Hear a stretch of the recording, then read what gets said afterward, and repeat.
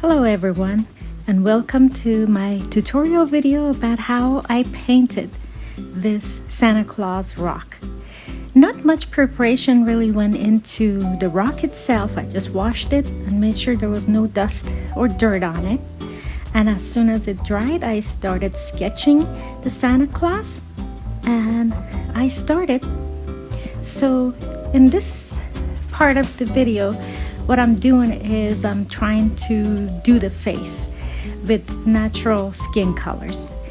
I just put a base coat on, and I will be continuing with working on that. I also am putting base coat on his hat. This is normally what I do when I start any kind of rock painting. I just make sure I put a base coat on because more than likely everything needs two coats. So here I am putting some lighter areas on the cheeks and on the forehead and the nose, because those are the areas that normally catch the light. We also need dark areas to be put in there.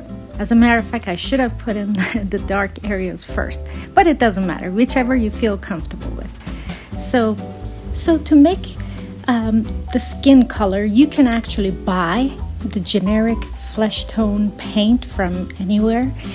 And to make it darker, I also mix in a little bit of burnt sienna, some brown, raw sienna, and red or pink. And also, if you want to make the skin tone lighter, you just use that generic flesh tone paint and put a little bit of white in it to make it lighter. So the dark areas are usually placed in the eye sockets, around the nose, in the corners of like this Santa Claus hat and cheeks, because those are the areas that don't receive light very much. So we want to insinuate, those colors in those areas. I wish I could tell you this is step 1, step 2, and step 3, but really there isn't. Any painting, whether it's on rock or canvas, is a combination of many layers of paint. I usually paint until I'm happy with it. So here again, I'm going back and forth between the dark and the light. And I'm also looking at my reference picture, which I found on the internet. Just Santa Claus. I just Googled Santa Claus and I picked one, and I keep referring to it just to make sure that I'm putting the light areas where in the picture it looks like it needs to be and where the dark areas are. At this stage, I'm not really too worried about the details of the eyes or the eyebrows or anything like that. I just wanted to work on the skin tone until I'm semi-happy with it, and then I go to those areas as well. So here I have a little bit of extra white paint, and I decided to put some in the white of his eyes. But do remember that the whites of the eyes are never absolutely white. I mix a little bit of black into it to make it a light shade of gray. If you put just white in there, it just looks strange. Now I'm working on his cheeks, putting some highlights in there, and also where the wrinkles on his foreheads are. Since the wet paint is still wet, I am putting some white on the brush, wipe it off a little bit so I don't have a whole lot of paint, and then rubbing it on his cheeks. He also needs a little bit of rosiness on his cheeks, so I just put a little bit of skin tone plus a little bit of pink in it.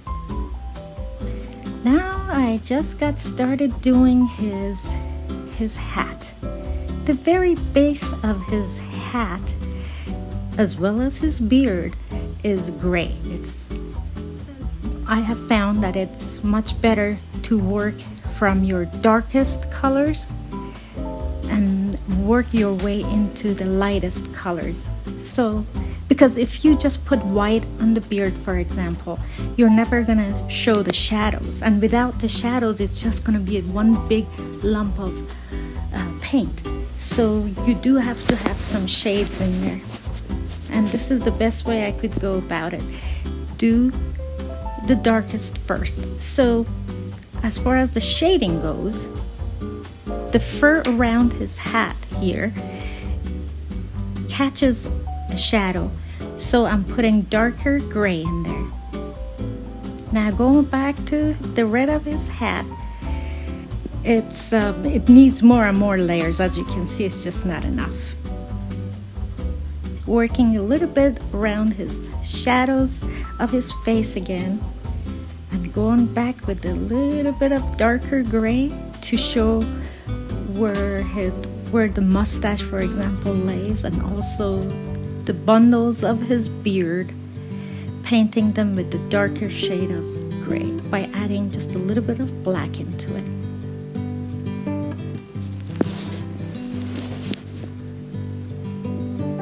He needs more wrinkles because he is looking too young here. It's a good idea to either use a wet palette, or if you don't have one, have a little spray handy to spray on top of your paint, because the paint dries so fast, and you want to keep the paint that you worked so hard to make, like the darker skin tone and the lighter skin tone. You don't want to start all over again and remake it. So here I am starting to do his eyebrows, and everything including eyebrows has a shadow. Anything that is not flat on your face has kind of a natural curvature, like eyebrows, have shadows in it. So again, I'm starting with the darkest shade of gray in his eyebrows, and I'm working my way into the lighter colors. So it probably takes 3 or 4 shades of gray, and then at the very top white to make it stand out. Those gray areas, the dark gray areas, causes your eye to have the illusion that there is a curve to it.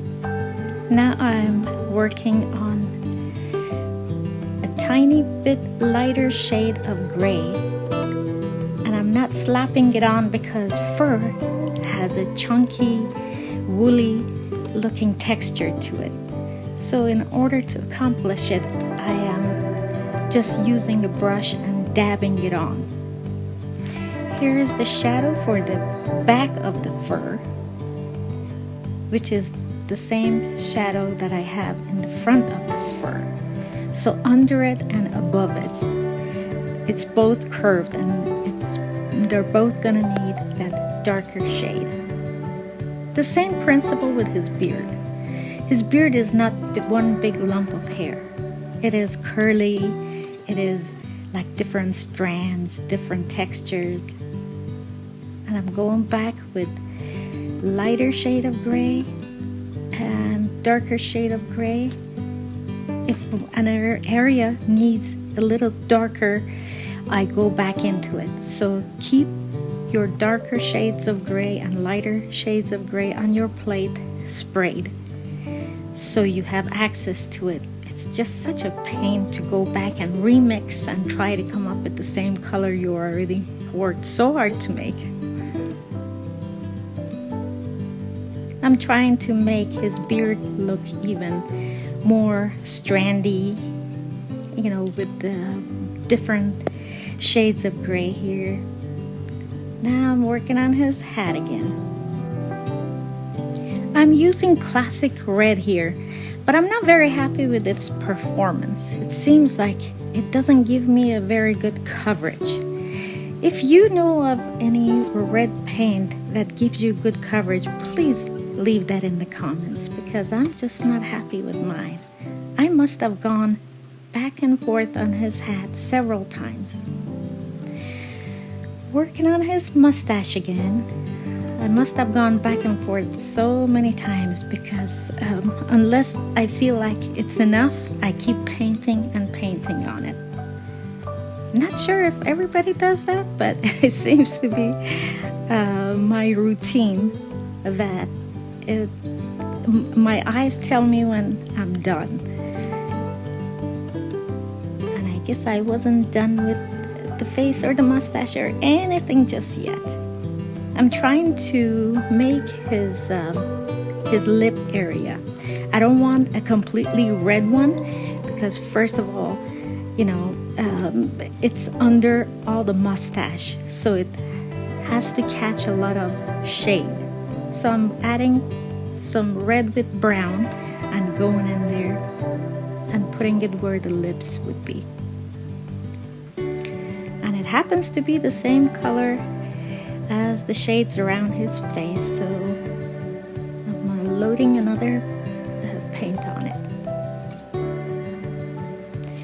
It's a challenge here because the fur around his hat, his mustache, and the hair around his face, they're all the same color. So how do you separate them? By going back and forth with that gray shade again. Okay, back to his eyes again. I am still working on the white of his eyes and also the shade of his eyelid over his eyeballs. I needed my brush to be really, really pointy. That's why I was cutting it. Sorry to get you confused. And in here I'm putting a dark shade of blue in his eyeballs.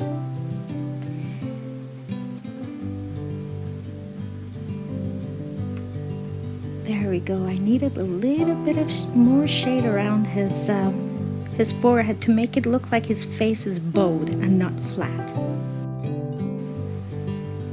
Santa Claus usually has puffy lower eyelids, so I'm trying to make it look like that, so it would have like a crease with a little bit lighter skin tone on it. Now it's time to work on his hat a little bit. That fur around his hat causes a shadow right behind it, and that is what I'm putting there by adding red and black together. And that same shadow also exists in the creases of his hat as well as the tail of his hat. So I go in the creases with the mixture of red and black, and I go back to the highlights with a little bit of red and white together. And like I said, if your paint is still wet, you can put just a little bit of white on it to make it blend well. I really like to use my sponge dauber, which I get from Michael's, and it's from Craftsmart. It comes in a bag with 5 of them in their different sizes, and it's really helpful. In some areas, you just don't want to see brush strokes. In some areas, it really looks good, but when it comes to fabric and the face also, and a lot of things, I really, really do enjoy using sponges. I end up using sponges in all my paintings, actually. Now that I am kind of done with the forehead area, I'm going to start on the fur. The reason you need to be done with the forehead is because some of the fur actually extend into the forehead, and you don't want to have to go back and do more painting on the forehead if you are doing the fur at this stage. So I'm using different brushes, less pointy, more pointy, because not all fur is the same size. And I'm working my fur strands using darker gray, and as I keep getting more and more details on it, my grays are getting lighter and lighter by getting some more white mixed in it, because the very top layer of fur is going to be pure white. Same thing with his hair strands and beard strands. I keep working and put those layers one on top of each other and trying to avoid, making everything muddied up. Still keep them separate. If you realize that now you have put on too much and it looks muddy, just go back with a little bit of darker gray and work your way in. A little bit more work around the hat, and this is the area where I need to just outline it because there's no more hat to work on and no more skin, and this is just around the painting where I just painted black to make a contrast. What I'm using right now is metallic watercolors by IUILE on Etsy. I will put a link in the description for you so you can find it if you like. I am using the red to make it glittery and shiny, and oh, it looks so good when it's dry. I love her metallic watercolors. They're just awesome. I use that in so many of my rock paintings. And the hat area is really a good area to accentuate by using the metallic red. I'm also going to be using silver metallic watercolor on the fur, but of course, again, not all over it, just a strand here and a fur there. So when you finally cover it with resin and you're looking at it in the light, it just stands out. You will see. Let's not forget his little end of his hat ball, furry ball. I'm so sorry, I don't know what it's called, but I'm sure there's a name.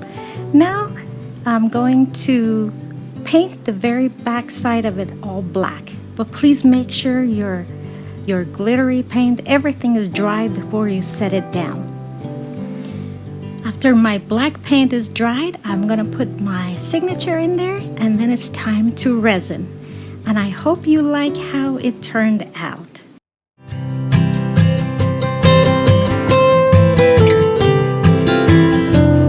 Here he is, all shiny with resin coated, glittery and beautiful.